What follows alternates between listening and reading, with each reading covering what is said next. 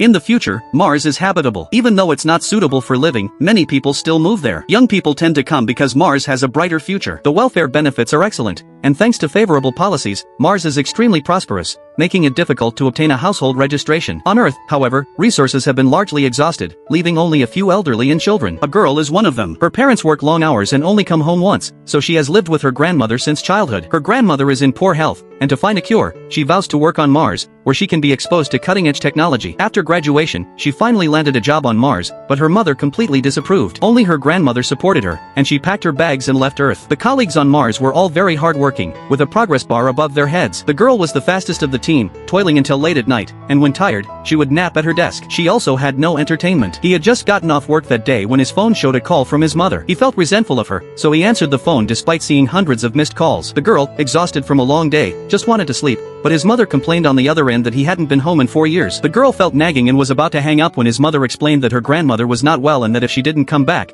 they might never see each other again. The girl's mind went blank. She looked at her grandmother's photo and shed a few tears of guilt. So she submitted a leave application the next day, but her boss didn't respond. He said that with more effort, she could get a Mars residency permit, and that if she took leave, she would easily be overtaken. He also said that if she didn't work hard this year, she wouldn't have another chance. The girl persisted, and although the boss was angry, he still approved her request. She then took the medicine he had personally developed over the past 4 years and returned to her dorm. Interstellar tickets were hard to come by, so the girl used a friend's account to get one. Finally, she snatched it. The journey would take 40 days, so she chose to sleep in a hibernation capsule. In her dream, she returned to her childhood, remembering the promise she made back then, to cure her grandmother's illness when she grew up. A strong shaking startled her awake. The girl checked her phone and learned her grandmother was in the hospital. She saw the photos her mother had sent and saw how much older she had become. She wanted nothing more than to rush to the hospital, but then the train encountered an accident. A piece of space debris struck a carriage, causing it to derail. The girl clutched her suitcase tightly for balance, but the high-speed train plummeted. Meanwhile, her grandmother's heart rate plummeted, and the girl was pulled toward the door by the powerful suction force. Her protective suit burned fiercely, and she was on the verge of death. Interstellar's emergency response, weaving hundreds of beams of light into a net, successfully stopped the train, and the medicine she had developed was ready for her grandmother's surgery.